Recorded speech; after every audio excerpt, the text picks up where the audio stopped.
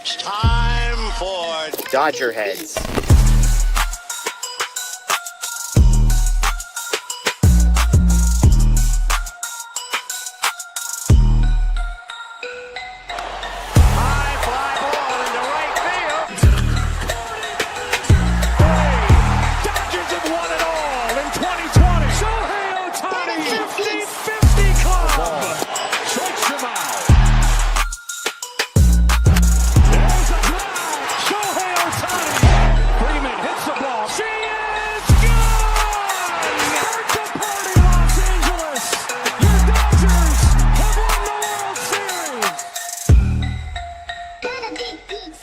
What's up, everybody? Welcome back to DodgerHeads Live, presented by DodgerBlue.com, part of the Medium Large Sports Network. My name is Jeff Spiegel, joined tonight by Bruce Kuntz, here to break down the Dodgers sweeping the White Sox. Dustin May, fantastic. Michael Conforto, another home run for him, as well as some huge Max Muncy injury news, and of course, Prospect Corner, because we got Bruce here on a Thursday night. Bruce, a sweep of the White Sox. Life is good. It is, and this is just a continuation of how things have felt in Dodgerland lately. Everything feels great. The team is playing great. There's been some comebacks for guys that haven't been playing as well. Freddie Freeman looks great again, and Dustin May pitching as well as he did tonight is always great to see. So I just said great about 5 times in the last 10 sentences, and that's exactly how things feel. Yeah, exactly right. Exactly right. People are going to say, well, it's just the White Sox, but we've said it multiple times on this show. When you sweep a team, it's always impressive. It doesn't matter how bad the other team is. To win 3 consecutive games against the team is not always easy. And yet the Dodgers, Bruce, they made it look easy in this series. None of these games, I should say, yesterday's game, of course, they had to come back in the 9th, but the 2 on the other side felt like a breeze, felt like they were never really in doubt. And even last night, it just sort of felt inevitable that this team, once they got a couple guys on in the 9th, it was like, man, they're really going to do this thing. No, exactly. These were Dodger kind of wins. I know on Tuesday I was at the game and walking out of there, I just had the thought of this just felt like a Dodgers taking care of business. The game didn't feel like it was in doubt for even a moment. They pounced in the bottom of the first inning, scored 4, and then just rode their way to the end. And tonight was that same kind of thing. Dustin May pitched so well that there really wasn't any big feeling of stress. It got a little bit hairy at the end there where a couple guys were on base and it started to feel like maybe it would be a game again, but didn't get too close. So the Dodgers taking care of business, like you said, a sweep over any big league team is always an accomplishment because the goal going into any series is to just win the series and you'd be happy. So to sweep is always the cherry on top. Yep, absolutely. Absolutely with you. And again, lots to get to. You mentioned Freddie Freeman, Michael Conforto, and of course, Dustin May. We're going to dive into that as well. Fritz says Doc's injury report on Muncy was accurate. Best case scenario for sure. Sox sweep up and to the right. Bruce and I are going to share our thoughts on the Max Muncy injury update in a little bit. It appears as if Dave Roberts' optimism last night was accurate, depending on what you choose to believe. So stay tuned on that one. LLM says, are we sure Mookie isn't the next Xander? Same wins above replacement. I think we got a similar question. I don't know if it was from the same person a few nights ago, but the major difference between these two things is one of these two guys has won 2 World Series already, and one of these two guys is like halfway through his contract, whereas the other guy is not. So where are you at on Mookie Betts, Bruce? This has been a popular topic of conversation. Of course, he gets a home run tonight, but are you just I don't want to say embracing, accepting that this is just a new and very diminished offensive version of Mookie Betts, or do you think there's more in the tank?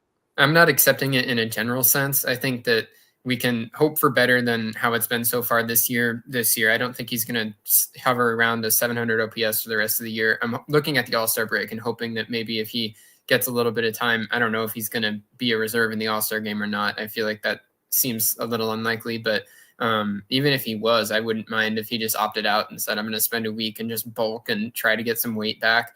I think that he's not going to be the MVP caliber bat, Mookie Betts, until he puts on some more weight and gets back the strength that he had going into spring training. That's not something that you can really expect to happen mid-season, but I'm certainly not throwing in the towel on Mookie Betts. I think that he's still, like when we look at the Mookie versus Xander comparison, Bogaerts, he's playing like I think was expected by a lot of people. It's not any sort of a shocking thing that contract is legitimately horrible. Mookie Betts playing like this, there's a very specific thing you can point to and say he lost all that weight from the virus in spring training, and that still hasn't been recovered from. And that's a completely reasonable thing. So until there's a reason for me to believe that Mookie Betts is this player, aside from last year, it was the broken hand and the rehab from that. Now it's the virus and getting back. He hasn't been normal Mookie Betts for a while now. And until he's normal Mookie Betts and still doesn't perform, then I'm going to trust that he can get back to being the guy that we expect him to be.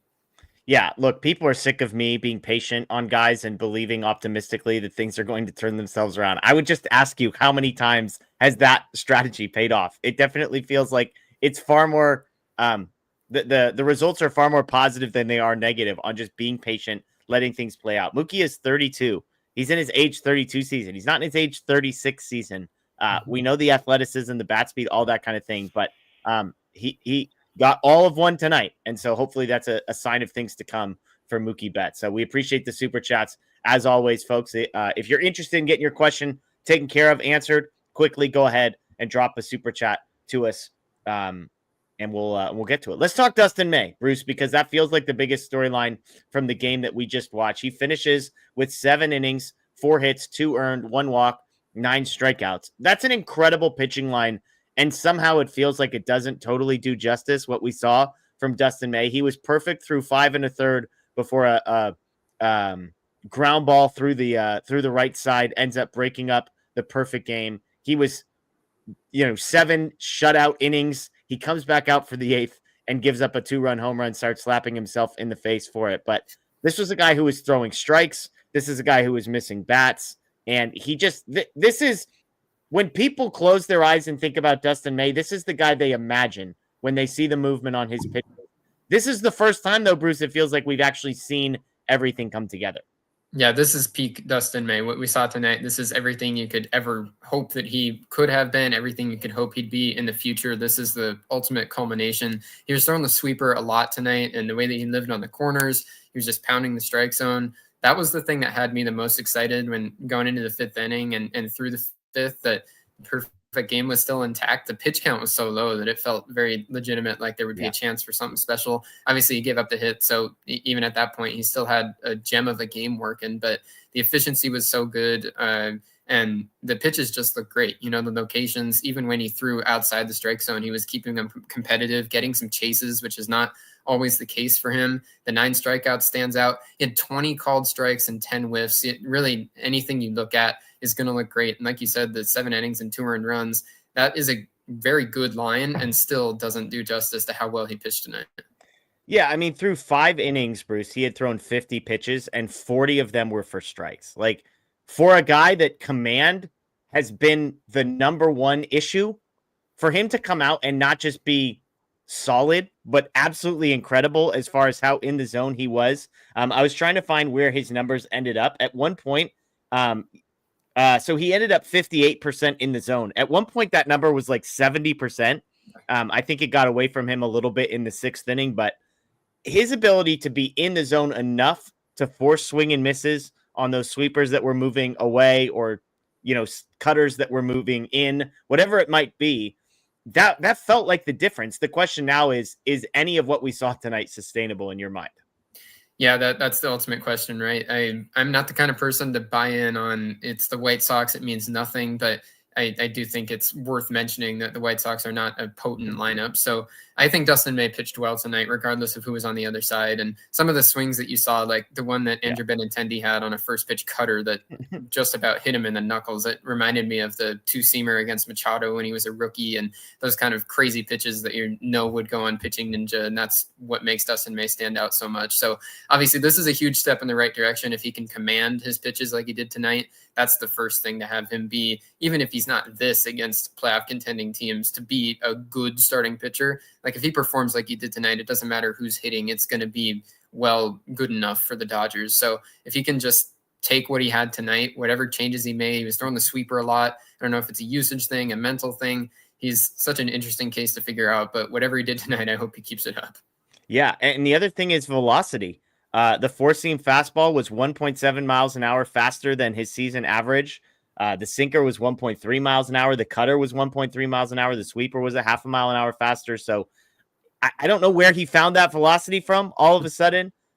We know with Dustin May that velocity isn't like the end all be all. It's not the solution to all of his problems, but it definitely doesn't hurt to be throwing 99-mile-an-hour four-seamers and, 97-mile-an-hour two-seamers that are running 18 to 20 inches or something like that. And so I joked on social media. We've done a lot of conversations over the last 2 weeks about ranking starting pitchers.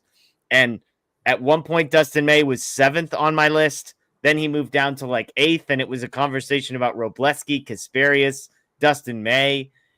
On a day like today, that seems really, really foolish to have moved him down that far. And yet we'll see, right? It's a wait and see approach on, can this be sustainable? Because we know what the stuff does. We know what the stuff is clearly capable of.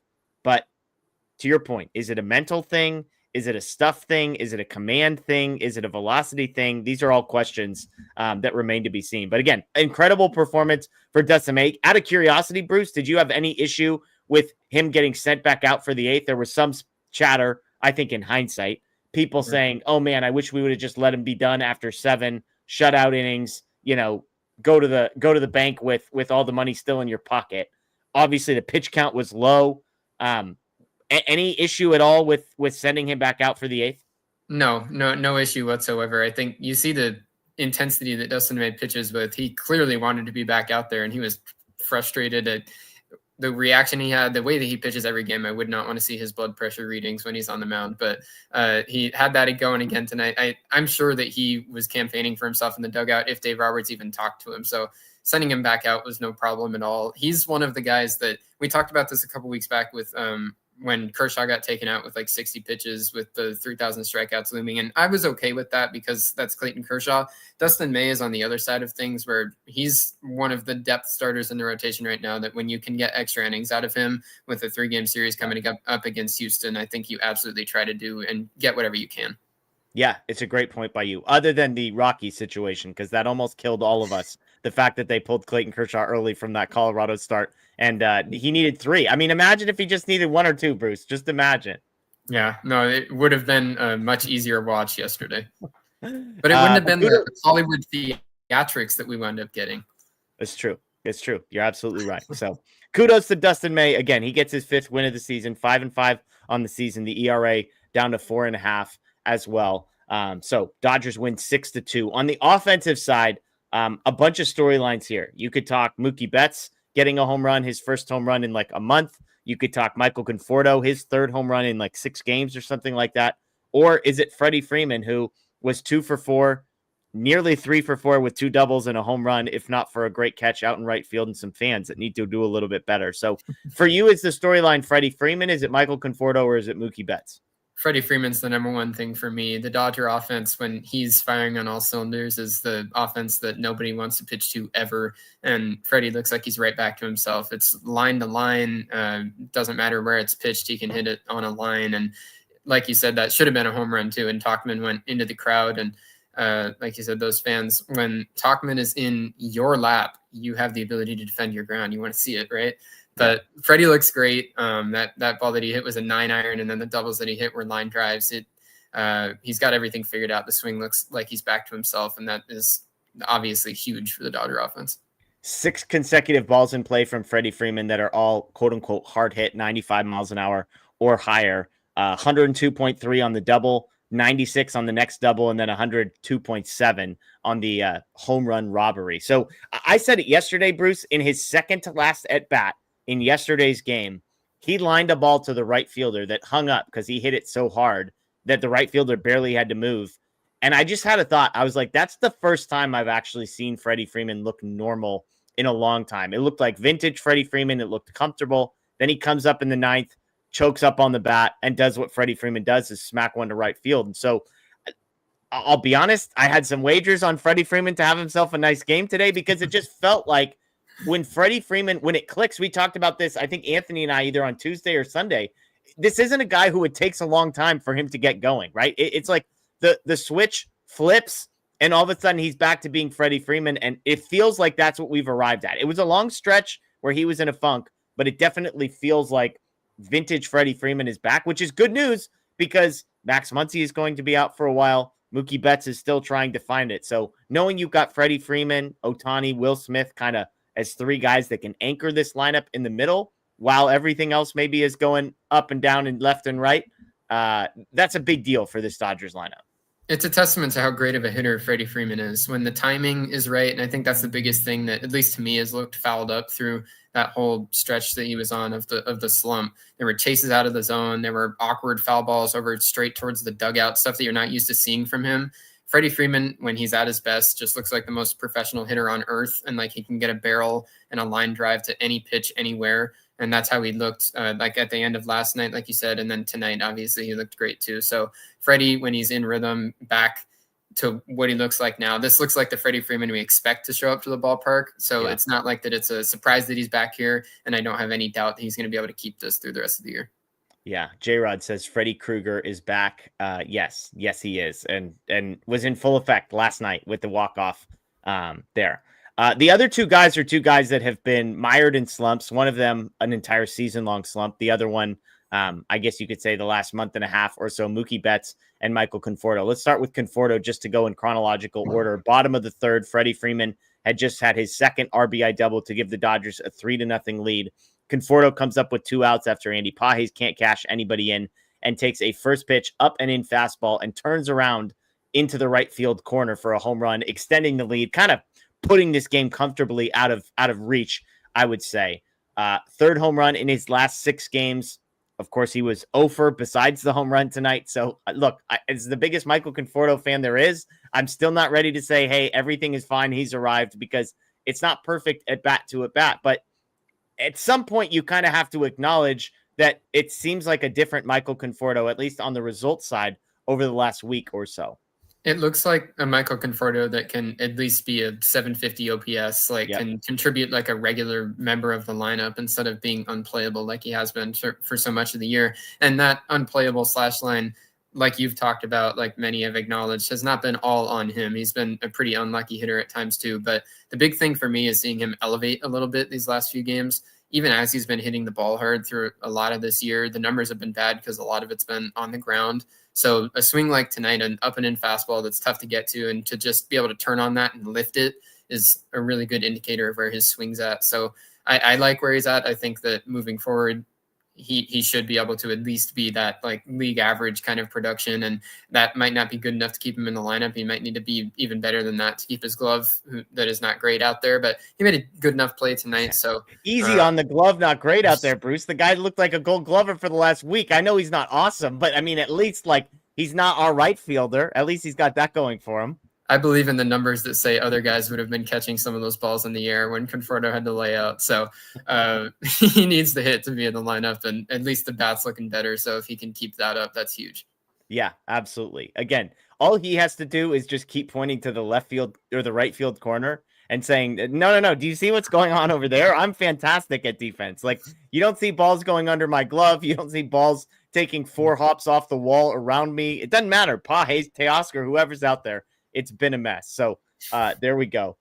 Fritz says, careful with Conforto praise, Jeff. Steam is coming out of Greg's ears. That's Greg Bergman, who, just he can't handle it. He texts me preemptively every single time Conforto does something good. He just is like, I don't want to hear it, Jeff. Do not send me a text message. And of course, I still send the text message that is fired up in the draft. So absolutely have to. Let's talk Mookie Betts really quick, because last night he hits the sacrifice fly. That's a big out in the 9th inning. Looks like he got a bunch of it. Lands on the warning track, which has kind of been the story of Mookie Betts' season so far. Tonight, though, the opposite result. And maybe he just got lucky. Maybe he caught a little bit of an airstream up there or something. But tonight the ball didn't travel 380 feet. It traveled 410 feet and was clearly gone. So we talked a little bit earlier, but man, what a big opportunity and a big moment, right? Like, so much of this game, I think, is mental, Bruce. And for a guy to just believe that it's possible to not see a ball die on the warning track, that has to mean something for a guy like Mookie. 100%. I agree with you. That's the kind of homer that a homer is a homer, and Mookie will take it either way. But for it to be a ball that is just absolutely bombed into the left center gap. And when that ball came off the bat and the camera switched and I saw left center, I think he got a lot of that, but I just can't trust it in these days with Mookie. And then the ball just continued to fly and it was way out. So I didn't know if he had that in the tank right now So to see it is great. I'm sure it's the same thing for Mookie. To know that he does have that has to be a shot of confidence. So it was a ball that wasn't even middle in. It was like middle out. He just hooked it and absolutely crushed that ball. So to know that he has that right now is definitely something that I wasn't sure of, and it's good to see. 103.8 off the bat for Mookie Betts on that home run, 410 feet. So incredible stuff from Mookie. And again, you're just hopeful that this is the start of something, because if Mookie gets going, that would go a long way to offset the loss of Max Muncy, which again, we'll talk about here in just a sec. We do have some post-game quotes starting to come in. Let's get to some Freddie Freeman quotes. We talked about the stretch that he's had over the last 24 hours. He said, quote, "Obviously it's been trending a lot better. Even the first game in Kansas City, I didn't get any hits, but I felt a little better in that game. Then obviously got a few hits in Kansas City, the last game I played. So the last few games, swing is definitely trending in the right direction." He was then asked, "Is the feeling swing you're looking for the one from May or something that feels better?"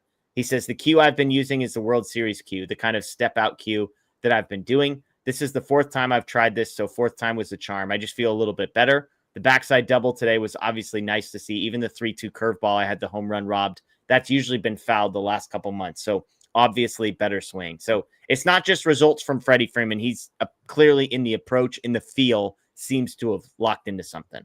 And I definitely can understand what he's saying. Like, I think back to Kansas City, the dead center home run that he hit there, and his point about in the last like month or so, that ball would have been hooked foul tonight that he almost had a home run on if Tauchman didn't rob it. But it's that long barrel through the zone and Freddie keeping his hands inside the ball that is so typical for him that hasn't been there the last few months. And that's where I talked about the timing.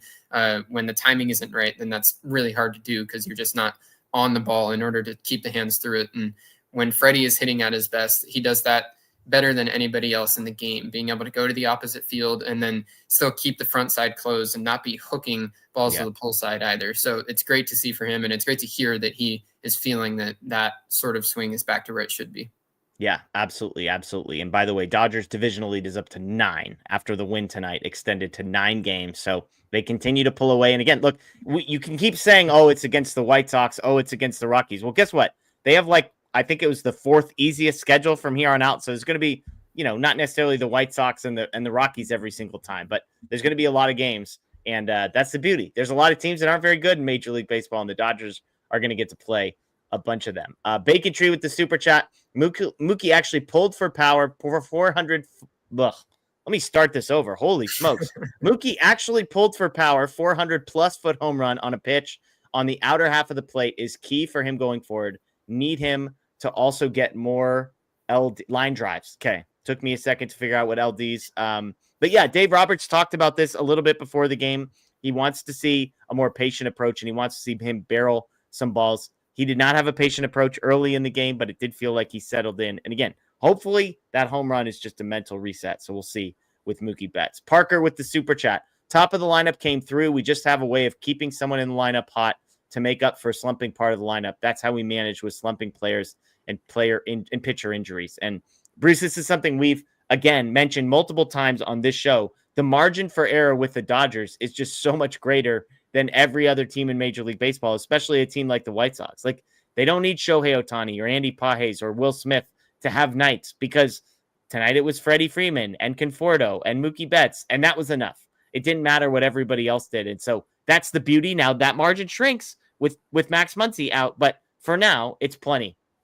Most teams have one or two absolute game changer caliber hitters that they have to hope are hitting like their game changers in order for the team to win. The Dodgers have like half a lineup at least of them. So if Shohei Ohtani is dominating, then the Dodger offense looks great. If he's not and Freddie Freeman can step up, Will Smith has been so incredible this year. When Teoscar is at his best, you go down the list. Obviously Muncy's hurt now, but he's been as good as anybody in the league over these last month and a half. So there's so much depth and there's so much talent that it's great to see that I completely agree with Parker. At any one given time, there's at least one guy who is red hot and just carrying the offense if it's needed to be carried. Yeah, you look up and down the lineup. I mean, the two best Dodger hitters, if you go back over the last month, are Andy Pages and Shohei Ohtani, and those two were a combined 0 hits, 0 for 6. Ohtani did walk twice. Miguel Rojas also 0 for 3. Then you got a 1 for 4 from Mookie. That was the home run. 2 for 4 from Freddie. Should have been 3 for 4. Teo 1 for 4, his 1,000th career hit. Conforto 1 for 4 with the homer. Edman 1 for 4. Dalton rushing 1 for 3 as well. So up and down the lineup, nothing jumps out at you, but the Dodgers cashed in the runs when they needed to with home runs. And so again, the Dodgers beat the White Sox 6-2. They sweep the White Sox. The divisional lead extended to 9. Let's shift gears and let's go to, all due respect to the game we just watched in Dustin May, the biggest storyline for the Dodgers today, and that would be Max Muncy. Good news reported from Dodgers Stadium, quote, no structural damage. It is being listed as a bone bruise. You and I were joking right before we got on, Bruce, that we were, dare I say, skeptical that what we have been told by the Dodgers is accurate. Explain why you might not believe what Max Muncy and Dave Roberts are telling us about the extent of this injury. Having watched that side angle from last night of when Muncy got his left knee slid into, it's just hard to imagine that his MCL is completely, fully fine. And I think that's where no structural damage is the same way as Roberts last night was saying that they were hoping for a sprain. A sprain can mean a lot of things. A full rupture is technically a sprain, same as a little tweak is technically a sprain. It's just a matter of how bad the damage is. So I think that it's hard for me personally. I don't want to call the Dodgers liars, but watching that video, it's hard for me to imagine that the only thing that happened here was a bone bruise. I hope that's true for Max Muncy's sake, but that MCL I was certainly worried about. Yeah, left knee bone bruise is what it is officially being listed as. Max Muncy is said he's looking at about 6 weeks out with the injury. I'll be honest, I'm with you. It seems almost impossible to have seen the video that we all saw and the direction that his knee was moving in and to believe that everything is totally intact afterwards. Is it possible? I suppose it is. Is it possible that whatever they looked at today looked okay, and a couple of weeks from now they might look and see something different? Yes. Is it possible there's a little bit more than a bone bruise in there and they just, we'll just give them the big picture and say bone bruise? Like, there's a lot of ways, to your point, that the Dodgers would not be like outright lying to us here, but this is good news. I'd rather them come out and say this than he tore his ACL, right? Because then we'd know how this story ends. I just am trying not to get my hopes up, because 6 weeks from when we saw the injury last night, that just feels almost too good to be true. My dubious feeling, I don't want it to be mistaken for that I'm suspicious of Max Muncy being back in 6 weeks. I think that everything here is great news for me, just for them to have not come out and said that there's an MCL, ACL that is fully torn. I'm happy. I don't care what they describe it as. And a bone bruise is a serious injury too. Like, that isn't something to say that it means nothing. Bone bruises can lag on for a lot of time. So I think even the 6 week timeline, if it is indeed a bone bruise, it's hard to pin down exactly how long that's going to take. You've heard of bone bruises that can last for months, some that aren't nearly that long. So it's just kind of a weird injury to have a timeline for. But ultimately, I don't care what the Dodgers say the injury is, as long as Max Muncy is back by October. That's the thing I was worried about, because watching that replay last night, I was afraid that it was going to be next July that we were hoping Muncy would be back. Yeah, 6 weeks would put him back in the middle of August, which is plenty of time to kind of ramp back up and be ready. But I think you make a good point. I don't claim to be a medical expert, but I had multiple people in my mentions on social media who had experienced bone bruises themselves. And they basically said, the good news with the bone bruise is nothing is torn. The bad news is there's not really an official timeline. It could be 6 weeks. It could be 6 months, is what some of those folks were saying. Of course, Max Muncy is going to be getting the best care imaginable. He's going to be getting checked on, daily, if not more than that. And so you can imagine that this is going to go as well as it possibly can. However, again, I'm just nervous that even if they are telling us the truth and it's a bone bruise, 6 weeks might be on the optimistic side. I believe it was last year that Max Muncy, when he got hurt, I don't remember the exact numbers, but I remember coming on this show. I don't remember who it was with, and being told, like, maybe Matt, it was like, oh, I'm going to be back in 4 weeks. And both of us were like way over. And it ended up being more than double the amount of time that they initially told us. So there's reason for skepticism with Muncy, with the Dodgers, with injury updates, with all of it. So that's the only reason I'm not holding my breath. With most injuries, if you're over a month as the given timeline, then that's a very vague guess that is certainly not binding. And I think especially when you're talking about if it's a bone bruise, that's such a abstract injury that doesn't have a specific timeline in itself. So when you say 6 months or something like that, or 6 weeks, that could be 2 months, that could be, even a month. 6 weeks is the general guess of where you're sitting, and saying mid-August, and maybe it bleeds into September. Maybe he gets back at the beginning of August. Who knows? Really, the thing for me, if the bone bruise heals okay, like you said, he's going to get the best care possible. I'm hoping that they're telling the truth, or not beating over the fact that there is ligament damage, because that would be something to make sure is being rehabbed as well. But really, ultimately, like I said, all these things can be worries, but I am absolutely happy with the news to come out today to be a sort of vague month and a half-ish timeline. I'm taking that and running to the bank with it, that at least it's not a MRI fully determined, a fully blown ACL and MCL, and he's done for the year. Yeah, no, I'm totally with you. Again, the news could have been way worse. We're just saying maybe don't assume that it's quite as good as they're telling you. Out of curiosity, we've kind of had this conversation multiple places. As our resident prospect guy, Alex Freeland, like, would he be ready for this opportunity? 6 weeks is a long time. So there's a hold. Like, that's enough time to bring a guy up, give him a runway, give him opportunities. We're not talking, will they do it? In your estimation, as somebody who sort of studies these guys, do you think Alex Freeland would be ready for a real 4 to 6 week audition as a third baseman? Yeah, I honestly, I think he would. The question that I have, he just got back from a week on the injured list himself. So I wonder, I don't know exactly what he had going on. So if that's something that he's still getting back to 100%, then who knows if that could factor in. But for Freeland, I think he's got the glove that will play no matter what he's doing at the plate. You can stick him at third base and feel total utmost confidence that he'll do fine there. He's got the on-base ability that I think translates to the big leagues easier. So it's not the kind of profile where he doesn't walk at all and he has to come up and absolutely rake to work in the bottom of the lineup. So I think he's got that like high floor outlook that he could get brought up, and not to say that he would light the world on fire, but I don't think that he would be completely unplayable. Still could be, because adjusting to the big leagues is very hard. But I think it'll be interesting to see if they give him an audition. We've seen across the big leagues, it's very hard for rookies to come up and immediately make an impact. And that is across the board. Guys like Jack Caglione, we just saw him in Kansas City and he looked awful. And he was a top 10 draft pick last year, like as talented as anybody in the minor leagues. And he's still having a really hard time to adjust. So the Dodgers, they made a trade for a guy from the Yankees today. I forget his name, and I didn't have time to really look into him today, but they got a 40-man infielder from the Yankees today. So that kind of indicated to me that maybe they want someone at least for like the next couple weeks as they decide whether they think Freeland is ready to bring up. They at least now have another 40-man infield option other than having to designate somebody for assignment and then bring up Freeland. So there's at least some options now, depending on if they feel like he's ready or not. Yeah. And I don't think any of us were expecting them to go to the young guy. It feels like the default is Miguel Rojas, who we saw tonight, Kike Hernandez. There's a world where they're going to move some of these guys around, and Tommy Edman's going to start taking ground balls at third base, they've said as well. How surprised were you that it was Estuary Ruiz who ended up getting the call up and not a guy like James Outman or somebody else?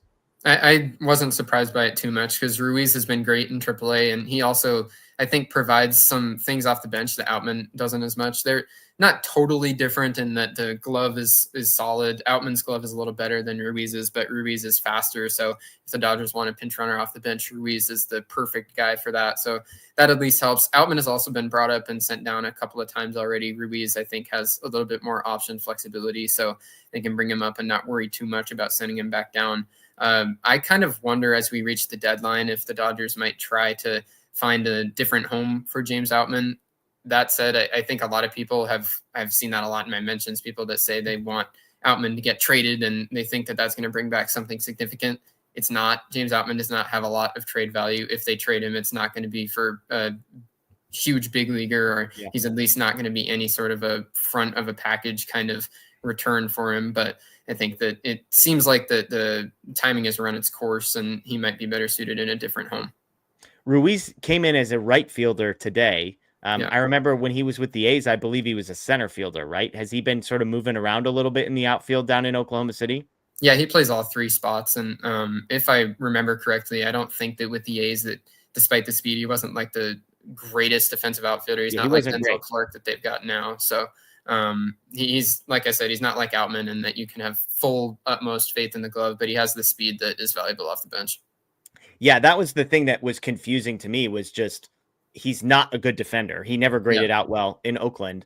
And so the speed thing makes sense to me. It's also like, well, Ha-Seong Kim's always on the bench. So it feels like you've got speed permanently on the bench because you're never starting that guy. But to your point, I tweeted, I think he has like a 950 OPS since the beginning of June. He had homered in 2 straight games. So good for him. Cool that he got in. He obviously made a catch today. So, kudos to Estuary Ruiz. CJ Alexander, by the way, was the guy that was claimed from the Yankees, and Stuart Burrow was DFA'd, who never appeared in a game for the Dodgers, in case you were, I had missed CJ Alexander getting claimed. So apologies to him. We'll see if he's the next Stuart Burrow who never appears in a game, or what they end up doing with that, but he is on the 40-man roster. Okay. I think that's it on the Muncy stuff. So we'll see kind of how that plays out, how they end up filling those holes moving forward, but some interesting decisions ahead for the Dodgers. Let's talk prospects. Prospect Corner Thursday nights with Bruce. We're going mainstream. Feels mean. I don't mean this in a negative way, but we're going for a guy that it's fun to talk about, and it's somebody you've heard of. It's Josue DePaula, a guy I got a chance to chat with down in spring training. For those that don't know, he was an international free agent signing who actually was born and raised in New York, and basically during COVID, got moved down to, was it Puerto Rico where he went? I think the Dominican. The Dominican. You're right. Moves down to the Dominican. Basically, he's there for 18 months, signs a contract with the Dodgers. And then instead of being a junior in high school, he's basically in the Dodgers organization, having got a nice little paycheck. So talk us through DePaula and how impressive he's been so far. Like you said, we're looking at the top of the system right here. This guy is a top 3 prospect in the system. At least he might be my number 1 in the midseason update that'll be coming out at some point here in the next month or so. So DePaula is absolute cream of the crop. The bat is as likable as any bat in the system. He's got so much polish for a 20-year-old. You look at his stats in high A this year. He already has like a full year of high A experience. So that's a plus in and of itself. And then the way that he's performed is a whole other level. It's a really tough thing to go up to high A and not struggle with strikeouts or overall production. And he's just been great from the left side. The strikeout and walk rate are identical this year. So he's walking just as much as he's striking out. That is like such a hard thing to do for a guy who just turned 20. So I just highlight that and say that he controls the strike zone. He knows exactly when to swing, when not. The swing decisions are great. And then he just doesn't swing and miss. The bat to ball is great. The other thing that I really like about DePaula and what he's shown in high A this year, the left on the left has been fantastic. There's nothing to worry about here about so many left-handed hitters when they're young and moving through the system. You don't know if they're going to be able to hit left-handed pitching or not. DePaula is not one of those guys. His numbers this year are actually better against left-handers versus right-handers. And it's kind of been that way his whole career, that he hits them just the same, whether they're throwing from the left side or the right side. So that speaks to the overall ability that he has as a hitter, that when you look at him, it's like when you think about, not to say he is Freddie Freeman, but that's sort of a mold of, it really doesn't matter who he's facing. He's going to be a professional hitter. He's going to put up a good at bat. DePaula should be close to moving up to Double A. I've heard through a couple of channels that it sounds like that DePaula and Hope are both close to being moved up. So hopefully that will come soon, and we'll get to see DePaula have a test against Tulsa. That is always something to know, that when these guys move up to Double A, we saw it with Diego Cartaya. It's a tough jump to make. The first leap is going from single A to high A. If you can handle that, DePaula's handled it and more, flying colors. If you can move up to Tulsa and continue to hit there, then pushing the chips and know that this guy is a future top hitter in the organization. Yeah, MLB Pipeline just came out with their new rankings. He's the top ranked Dodger on that list, 27th in all of Major League Baseball. The crazy part to me is he literally just turned 20 years old a month ago. Again, this guy signed basically what would have been his junior year of high school. And so the fact that he's been in the system and it's a name, and it's hard because guys like this, Bruce, they always feel so far away. Like he's been a top prospect in the organization for 18 months plus. And yet it was like complex league. And then it was, low A. And so the fact that he is rising up through the system and continuing to perform and continuing to develop, because for a while it was like, can he convert the power? Well, now he's converting the power, and that's happening. And so for him to be doing this at 20 is awesome. And we talked about it, right? The outfield that they have down there with him and Hope and Sirota is crazy. I know him and Hope are buddies. Do you get the sense that those two guys, assuming success for both of them continues, will kind of be able to stick together all the way up through the rankings? Yeah, I wouldn't be surprised if they move up to Tulsa together and potentially beyond that too. It makes sense. Keep them familiar and keep them around a good friend. So, I mean, and they've both put up nearly identical numbers in terms of OPS and high A this year. So they've both been fantastic for Great Lakes. DePaula has the big body that he still has room to grow into his frame, but the raw power is crazy. And the bat to ball that goes with that ability to hit for power. He started to lift the ball this year. Like you said, that wasn't something that he's done all the time in the past. That's taken a leap forward this year. It's just a rare combination to have a guy that has so much control of the strike zone, so much raw power, and then just the raw bat to ball ability that he has. It's a combination that you don't see very much. And it really creates an offensive profile that for a guy who just turned 20 is about as safe as it could possibly be. It's always an impossible question to ask somebody like you. If things trend in the direction, continue on the trend that they are, how many years away are we from seeing a guy like DePaul at the major league level? 2? Yeah, I think that like 2027, like maybe beginning of 2027, best case scenario. The absolute fastest possible thing would be like a September of 26 if he were to get up into the upper minor leagues and continue to just look like it's easy. Because if he gets up there and still runs low strikeout rates like he is now and continues to walk this much, then he's just so talented with the bat that I don't think it would be impossible for him to debut at the end of next year. Very rare, though. The most likely timeline, I think, would be like a mid-2027. Give him a chance to get up to Tulsa at some point this year, play in AA for most of next year, taste of AAA in 2026, and then potentially make the leap to the bigs. Sirota of that group, because Quintero is kind of in the same mix of outfielders that are rising through. Sirota would I assume, as the college guy, would be the closest to the major leagues. Is that fair? I think so.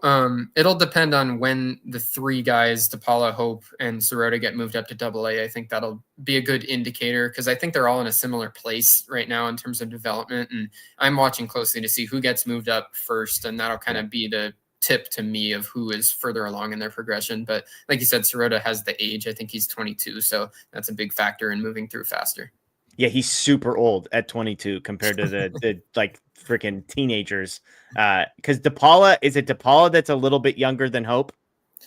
Yes, DePaula just turned 20, I think in May, and Hope turned 20 a little before that, but they're both barely 20 years old. So, and really good friends, by the way. If you haven't seen the video, I got to interview. I think I had interviewed Hope already, and then I think I was interviewing DePaula the next day, and Hope came by and basically jumped into the interview because those two guys are sitting right next to each other in the corner of the spring training locker room, right next to Mookie Betts and Shohei Ohtani, by the way, and incredibly nice guys, positive personalities, and so easy guys that I think Dodger fans are going to find to root for. So there you go. Prospect Corner, Josue DePaula. I love it. Thank you for that, Bruce. Let's get to a couple super chats. Then we'll get to questions. We might go a little shorter tonight, third live show in a row, but we'll see. We'll see what kind of questions we get. Tyler says, do you see a future for Gonsolin on this team? I don't know if Tyler is referring to this team as in this season or this organization, but answer it however you would like to, Bruce.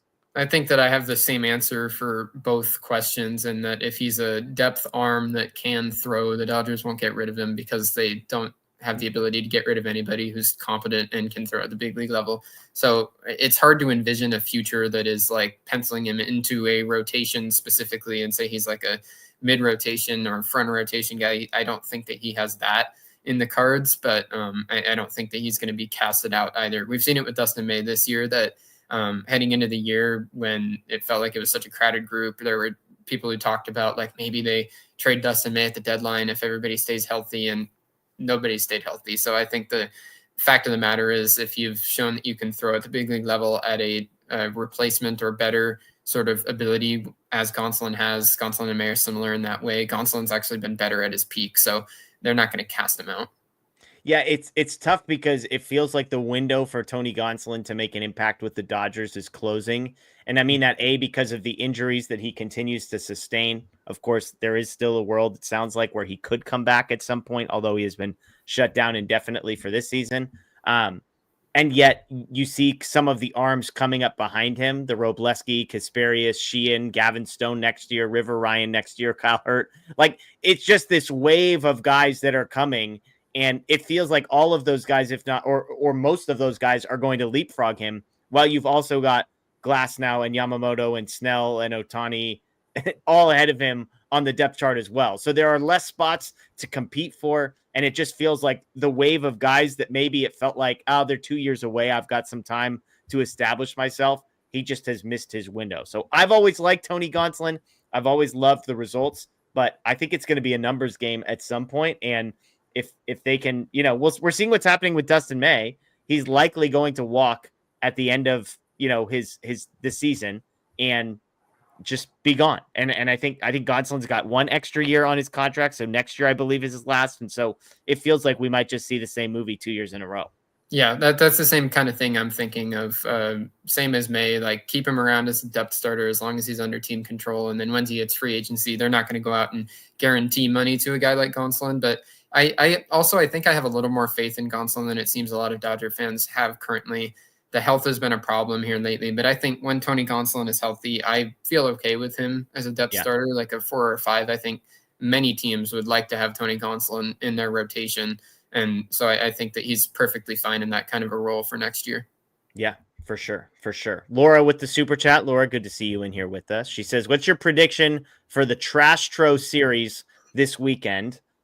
In Los Angeles, Ben Kasperius set to start tomorrow. Shohei Ohtani on Saturday with a Robleski piggyback, and then Emmett Sheehan in the mix for Sunday, it sounds like, as well. So Kasperius, Ohtani / Robleski, and then Sheehan against McCullers, Valdez, and Gordon for the Astros. How you feeling about this one?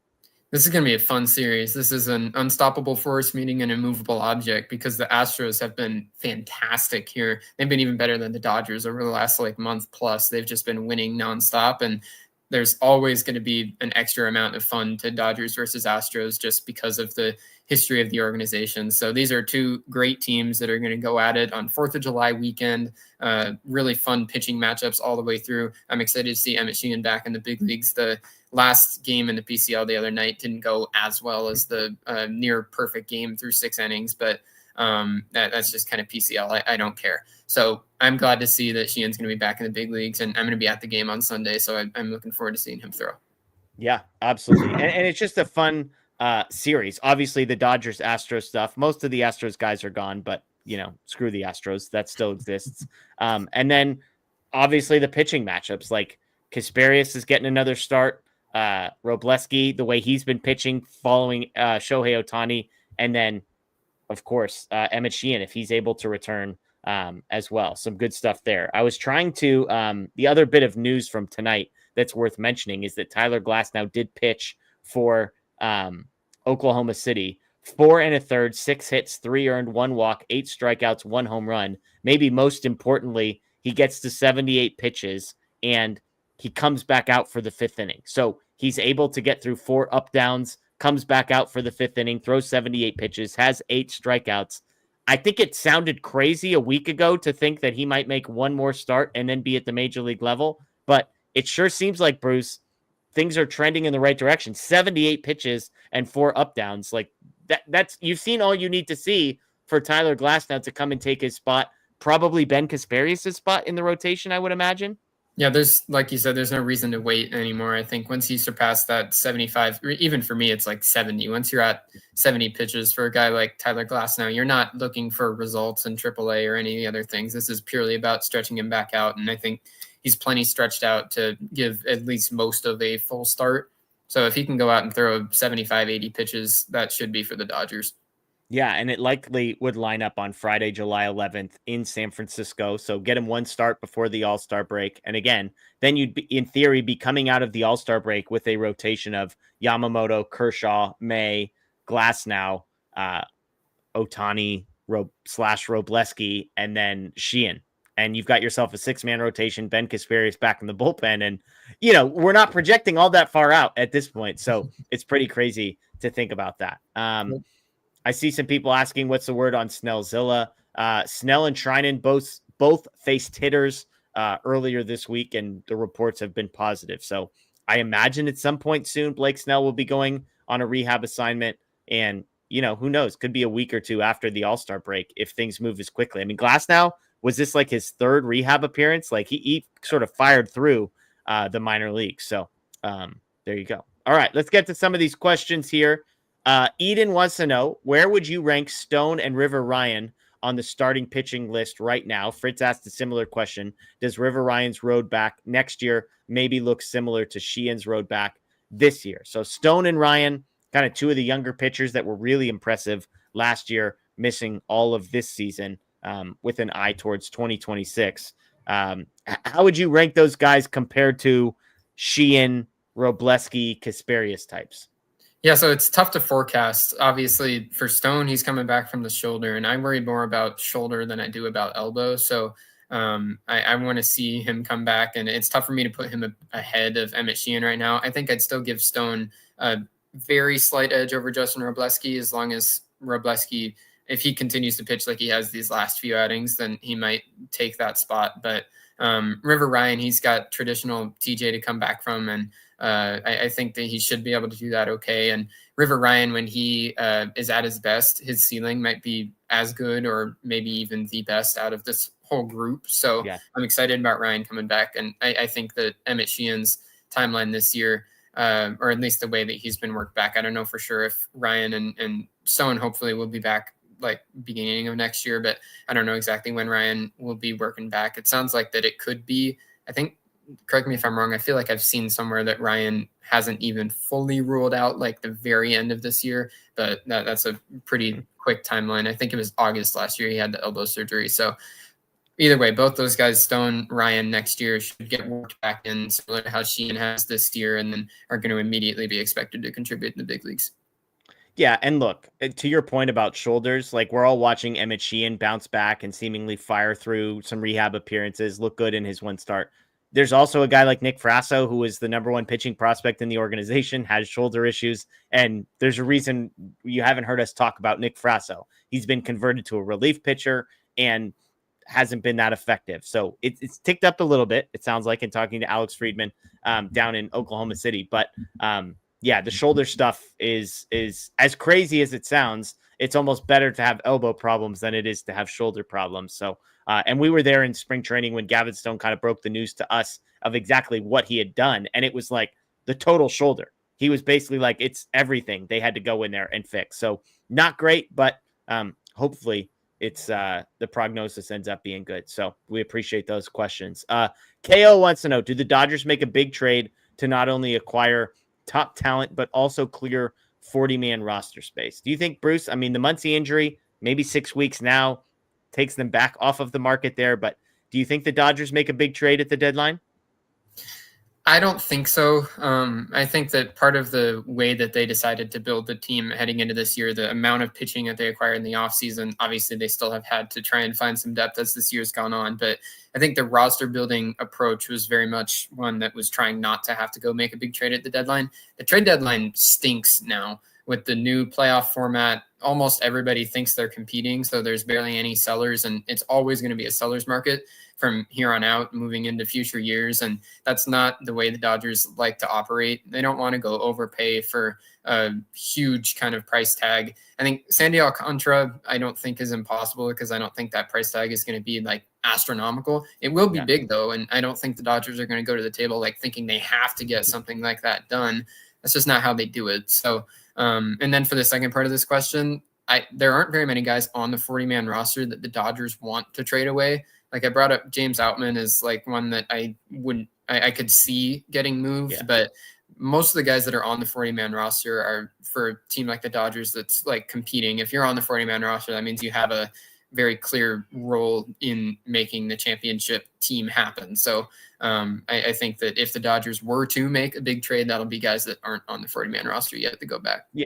If you're on the Dodgers 40-man roster, you're either too valuable to trade away, or you're basically completely expendable and you would get nothing in return for these guys because it's a reliever that they just picked up off the scrap heap. You mentioned like Outman, Ruiz, Hunter Fiducia. Those are like the three guys on the 40-man roster that they could move I mean, they got Ruiz for basically nothing. So I shouldn't say basically nothing. Carlos Duran is a nice player, but like yeah, to your point, you're not moving guys. It's not the old days where you have like some prospect on the 40-man roster because they have to be there. And, they're not good enough yet. We're not in that place. It's not Diego Cartaya that was sitting on the 40-man roster for like 2 straight years. So GI wants to know, what's the logic? Oh, by the way, I agree. I don't think a major trade gets made by the Dodgers. What's the logic of trading / adding CJ Alexander to the 40-man other than perhaps replacing Freeland in Oklahoma City? This one's, I think, pretty straightforward. Alex Freeland's not on the 40-man roster yet. And so you don't have to add him. If you're not going to bring him up, then you wouldn't want to add him unless he's going to play every day, which he's not. So Alexander is totally expendable. He's on the 40-man roster, and if they needed to cut him tomorrow, they probably would with no second thoughts. Anything that you would add to that, Bruce? This was purely, they looked at the 40-man, they saw Baroa as an outfielder that is expendable and decided, let's get an infielder that's expendable instead. Because if they decide they need another infielder to come up, like let's say, hopefully not, but like if an injury happened to Rojas or Kike Hernandez and they said, well, we need third base help like now, but don't want to have to like commit a 40-man roster spot to somebody for the rest of the year as all these pitchers are starting to get close to coming back, then that would be CJ Alexander that would come up and just be kind of a placeholder that they might not want to give to Freeland yet. I don't think that this CJ Alexander acquisition means that they don't want to bring up Freeland or that isn't being considered, because if they decided they wanted to just go the full 9 yards and bring up Freeland, they could get rid of Alexander without having to worry about it at all. So this is purely just looking at the depth of the org and deciding, we'll claim Alexander because he's an infielder instead of keeping Baroa in AAA. Yeah, very good. Very good. Steven with the super chat. Should the Dodgers get a left-handed bench bat? You look at the Dodgers bench. Let's assume and hope, maybe optimistically, that Hesung Kim is actually starting some games moving forward. If that's the case, Dalton Rushing is the only left-handed bat on the bench, and not a lot of left-handed bats throughout the lineup. Obviously, you've got Ohtani, Freddie Freeman, Hesung Kim, Michael Conforto, and then Tommy Edman, who can switch hit. That's pretty much it. So do you see that as a need for this team, a left-handed bench bat? Not really. I mean, in the age where the DH is a National League rule, I don't think that handiness on the bench is as important as it used to be. The left-handed bench bat, if the Dodgers became desperate, could just be James Outman. And obviously he's not a slugger, but he fits the modern NL DH bench better anyway, because he can play defense and run a little bit and those kind of things that are more valuable, like late in games as a substitution. So if they needed a lefty off the bench specifically, I think Outman would be fine. There you go. D-Nation Life wants everyone to know the new Conforto Investment Collective is meeting every Tuesday and Thursday and Sunday up and to the right. That's interesting. Those are the same 3 nights that I've got a show here on this channel. I like this, D-Nation. I like this. Up and to the right, folks. That's what I was saying. We know it couldn't have gone down, but, it's just ticking, tick, tick, tick, tick, tick, tick. I think the OPS starts with a 6, folks. That's all I'm saying. Get in before the get in while the getting in's good. Okay, a couple more questions here. JP wants to know, new guesstimate for Dodger wins this season. I did the math. They're on pace for about 103, Bruce, just so you know. That's their win percentage multiplied by 162. How many games do you think they end up winning? I'm gonna go ahead and say an even 100, because okay. I don't like I'm the kind of person that if I were betting over-unders at the beginning of a season, I am never betting the over on any team that's the line is set over 100, because I think that's very hard to do. So I'm just going to say 100, and if the Dodgers beat that, then that's awesome. Give me 105. Schedule's going to be easier. I think the win percentage goes up. Here's a question for you, TQT. Seems like our pitching prospects outside of Copen have all struggled. Ferris, Frasso, Swan, Bruns, Hubeck, Karros, all with bad years. Any concerns about the lack of development? See, I do think that the pitching side of things is a little bit behind the hitting side in terms of overall talent and top level prospects in the farm right now. But I don't think that this group, Frasso has had a disappointing year for sure coming back from the injury. But like you look at guys like Ferris and Hubeck especially, there have been positive things, and they're the kind of prospects, and a lot of these pitchers that the Dodgers have are this way. When you look at the overall line, you're not going to feel like you're not going to be inspired with confidence, but you can look at individual games, and those guys have great individual games. And obviously you need to be good all the time to be a good major league pitcher, but it's those moments where they put it together, especially for a guy like Hubeck who doesn't throw strikes all the time, like showing that they can do that is means something to me. So I wouldn't call Hubek's year a struggle. The guy that I'll throw in here that isn't mentioned now, but is quickly moving his way up the system as one of the top pitching prospects that's going to be in this top class in the system is Christian Zazueta. They got him from the Yankees in I actually don't remember who went back, but it was not a huge trade that they got him from the Yankees before last year. He was good in Rancho last year, didn't have great luck, so the overall numbers didn't look the best. But this year, the overall numbers have been great. It's a sub 2.5 ERA for Rancho Cucamonga, big strikeout stuff and good command. So no Christian Zazueta because he's in that top quality of pitching prospects in the system right now.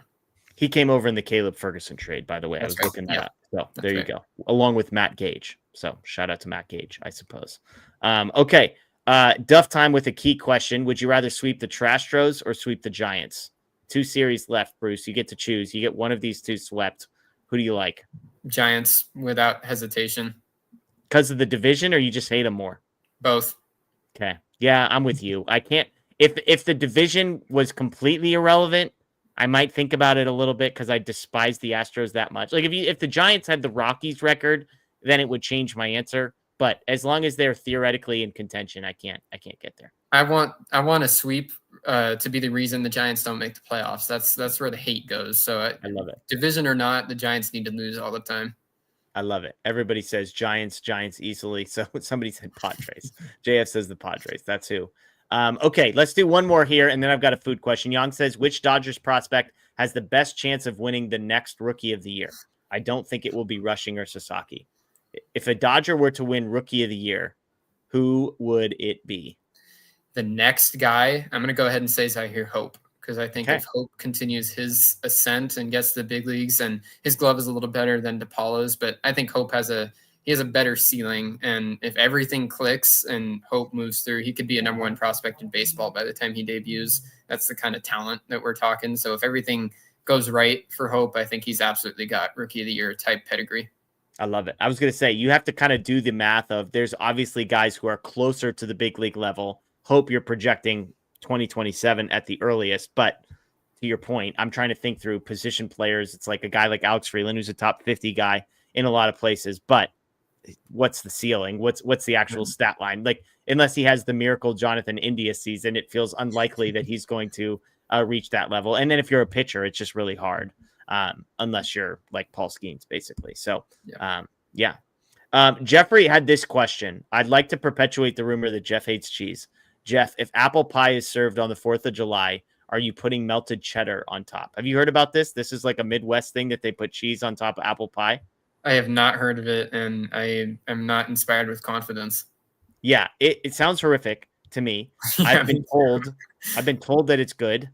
I don't think I would ever try it, because apple pie is the greatest food that's ever been created, and it doesn't need cheese on top. It just needs a scoop of vanilla ice cream, and that's it. But I believe it's a Midwest thing, cheese on top of pie. So melting cheddar too. It's going to be the textures don't sound like it works to me.